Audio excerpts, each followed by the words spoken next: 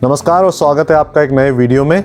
अगर मुझसे ये पूछा जाए कि एक ऐसी मसल बताइए जो अच्छे से डेवलप करने से आपकी बॉडी की ओवरऑल अपीयरेंस को चेंज कर देती है, तो मैं चेस्ट चूज नहीं करूंगा, मैं बाइसेप्स चूज नहीं करूंगा, मैं लेग्स चूज नहीं करूंगा, मैं चूज करूंगा शोल्डर्स। क्योंकि अगर आपके पास है वेल डेवलप्ड शोल्डर्स तो आपके शरीर के काफी ज्यादा अलग अलग हिस्से भी अच्छे दिखने लगते हैं।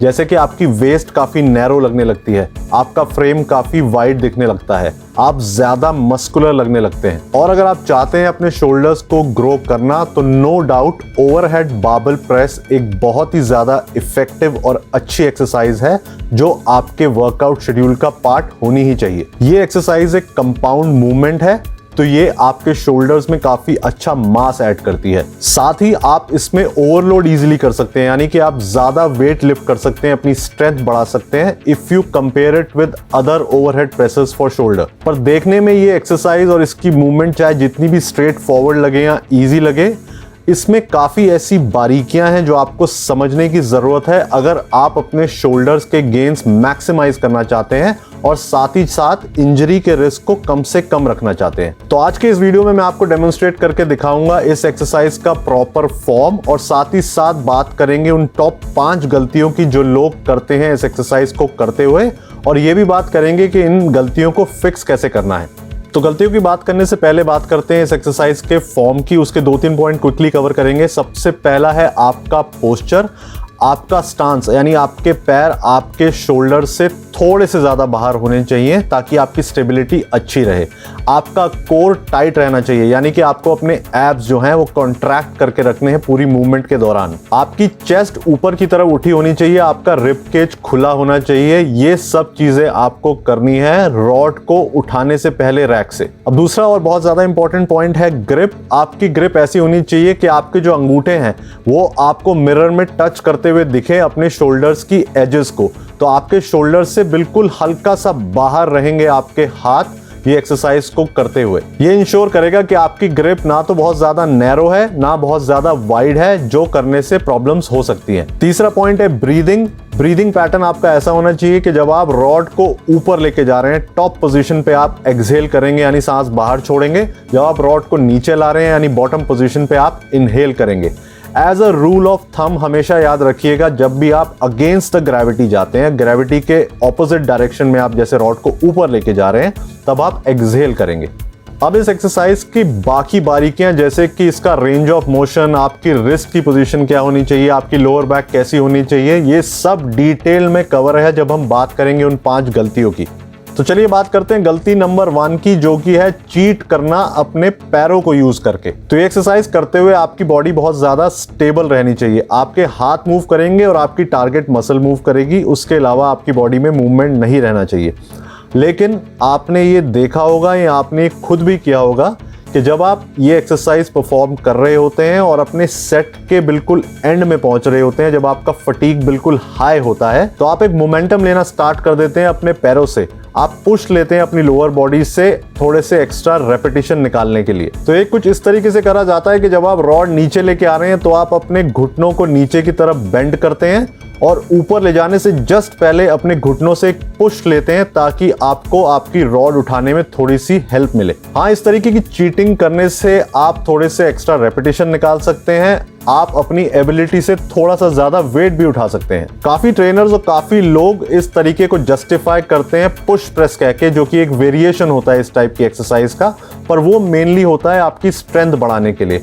मेरे हिसाब से इन माय ओपिनियन ये तरीका गलत है अगर आप टारगेट कर रहे हैं अपनी शोल्डर की ग्रोथ, क्योंकि आप अपने वेट को, आप उस लोड को जो आप उठा रहे हैं डिवाइड कर रहे हैं अपने शोल्डर्स और अपनी लोअर बॉडी के बीच में। तो हाँ, आपको लगेगा कि आपकी स्ट्रेंथ बढ़ रही है, आप ज्यादा वेट उठा पा रहे हैं, लेकिन उसका रिजल्ट आपकी मसल की ग्रोथ में आपको आता हुआ नहीं दिखेगा। And I can bet on that. और अगर आप ऐसा करते हैं तो इसका मतलब कि जो आप वेट उठा रहे हैं वो जरूरत से ज्यादा हैवी है। ईगो लिफ्टिंग को आपको छोड़ना पड़ेगा, आपको वेट कम करना पड़ेगा बॉडी को स्टेबल रखते हुए जितने रेप्स आपसे निकले सिर्फ उतने ही रेप्स निकालें। आपको अपने शरीर के किसी भी हिस्से से कोई भी इनर्शिया या कोई भी मोमेंटम नहीं यूज करना है ये रेपिटेशन निकालते हुए। अब बात करते हैं मिस्टेक नंबर 2 की, जो कि है आपके पाथ ऑफ द बार से रिलेटेड, यानी कि आपके रॉड के रास्ते से रिलेटेड। तो आपको इंश्योर करना है कि आपकी रॉड का जो पाथ है वो जितना छोटा हो सके, जितना शॉर्ट हो उतना अच्छा है, बिना कॉम्प्रोमाइज किए हुए फुल रेंज ऑफ मोशन। वो सिर्फ तभी हो सकता है जब आपकी रॉड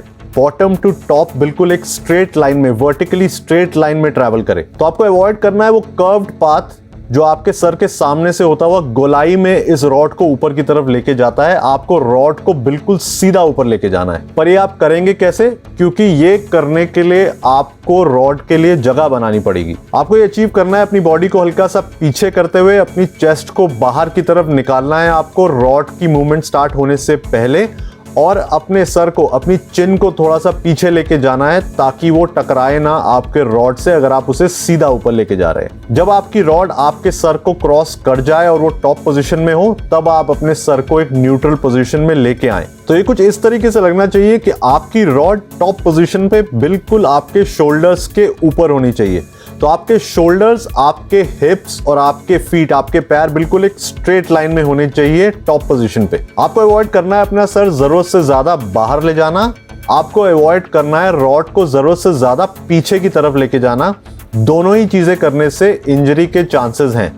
तो मिस्टेक नंबर 3 है लोअर बैक को जरूरत से ज्यादा बेंड करना। ये मिस्टेक काफी ज्यादा कॉमन है और काफी ज्यादा प्रॉब्लमैटिक है इस एक्सरसाइज को करते हुए। ये करने से आपका फॉर्म तो खराब होता ही है, साथ ही साथ आपकी लोअर बैक पे बहुत ज्यादा स्ट्रेन पड़ता है जिससे इंजरी हो सकती है और यहाँ पेन उठ सकता है। लोअर बैक जरूरत से ज्यादा पीछे करना आपकी वेट उठाने की एबिलिटी को भी कम करता है। तो आप अपनी पूरी स्ट्रेंथ जितना वेट नहीं उठा पाएंगे अगर आपकी लोअर बैक ज्यादा पीछे जा रही है। तो ये ना कर पाने के अलग रीजंस भी हो सकते हैं। हो सकता है कि आपके लैट्स यानी कि आपकी बैक मसल जरूरत से ज्यादा स्टिफ हो, तो एक अच्छा वार्म अप या फोम रोलिंग आपकी हेल्प करेगा ये एक्सरसाइज करने से पहले। आपको अपनी लोअर बैक को जितना हो सके उतना न्यूट्रल रखना है।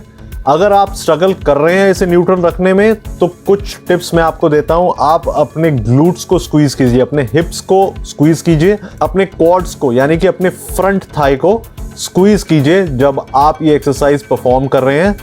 आपको इनहेल करना है, सांस रोकनी है, लेकिन इनहेल कुछ इस तरीके से करना है कि आप हवा अपने पेट में भरे, अपनी छाती में नहीं।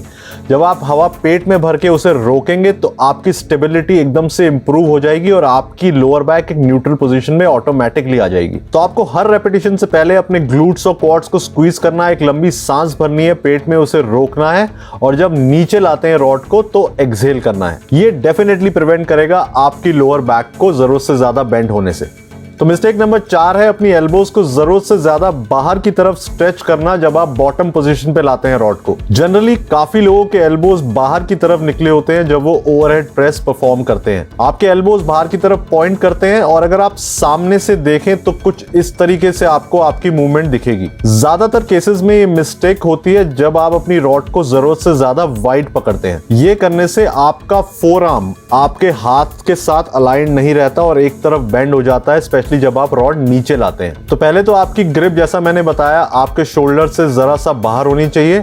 आप एक थम्स इन ग्रिप यूज करेंगे, थंब लेस ग्रिप यूज नहीं करेंगे। ये करना आपके लिए बिल्कुल अच्छा नहीं है। नंबर 1, ये आपके रिस्ट पे जरूरत से ज्यादा प्रेशर डालता है। नंबर 2, आपके रॉड के गिरने के भी चांसेस होते हैं। काफी लोग शोबाजी के चक्कर में ये सब करते हैं, बिल्कुल ऐसा मत कीजिए। एक थम्स इन ग्रिप यूज कीजिए, ये काफी ज्यादा सिक्योर और स्टेबल रहेगी आपके लिए। ऐसा करने से आपके फोरआर्म्स अलाइंड हो जाएंगे डायरेक्टली आपके हाथ के नीचे। आपका मूवमेंट कुछ इस तरीके से दिखेगा कि आपके हाथ, आपके फोरआर्म्स और आपके एल्बोज एक लाइन में हैं जब आप बॉटम पोजीशन पे आते हैं। ऐसा करने से आपके ओवरहेड प्रेस की लिफ्ट काफी ज्यादा स्ट्रॉन्ग और काफी ज्यादा सेफ हो जाएगी। एक और इक्वली इंपॉर्टेंट बात, आपको अपने एल्बोज को थोड़ा अपनी बॉडी के पास लाना है, अंदर की तरफ मूव करना है, और जब आप बॉटम पोजीशन पे आए तो आपके जो एल्बोज हैं बिल्कुल सामने की तरफ पॉइंट होने चाहिए, साइड की तरफ नहीं। अब बात करेंगे मिस्टेक नंबर 5 की, जो कि है अपनी रिस्ट को जरूरत से ज्यादा बेंड करना ये एक्सरसाइज परफॉर्म करते हुए। ये मिस्टेक भी काफी ज्यादा कॉमन है। अगर आप ये करते हैं तो आपके रिस्ट पे अननेसेसरी स्ट्रेन पड़ रहा है जिससे इंजरी हो सकती है, और आप जितना वेट उठा सकते हैं उतना नहीं उठा पाएंगे, क्योंकि आपकी रिस्ट एक बहुत ज्यादा कॉम्प्रोमाइज पोजीशन में है। तो आपको अपनी रिस्ट को एक न्यूट्रल पोजीशन में रखना है अपने फोरआर्म के साथ। तो आप अपनी रिस्ट को बिल्कुल सीधा तो कर नहीं सकते इस मूवमेंट में, क्योंकि आपकी रॉड ही गिर जाएगी। तो आपको अपनी रिस्ट को थोड़ा सा बेंड तो जरूर करना है, लेकिन इतना भी बेंड नहीं करना कि उस पे अनड्यू प्रेशर पड़ने लगे और आप वेट ना उठा पाएं जितना आप उठा सकते हैं। इसका सबसे अच्छा तरीका है कि रॉड को उठाने से पहले आप अपनी ग्रिप सेट करें, अपने थम्स को अंदर की तरफ मोड़ें और उसके बाद अपने रिस्ट को एक अच्छे एंगल पे सेट करें जो कि न्यूट्रल हो और बहुत ज्यादा प्रेशर ना डाले आपके हाथ पे। ये करने के बाद ही अपनी मूवमेंट को स्टार्ट करें। आई होप आपको ये वीडियो अच्छा लगा। अगर लगा तो कमेंट करके मुझे बताना मत भूलना। अगर आपने चैनल सब्सक्राइब नहीं किया है तो जाने से पहले वो सब्सक्राइब बटन जरूर दबाइएगा। वर्कआउट और एक्सरसाइज के फॉर्म के रिगार्डिंग कंटेंट बनता रहेगा। आपको मिलता हूं अगले वीडियो में बहुत ही जल्दी। तब तक के लिए टेक केयर और नमस्कार मेरी तरफ से।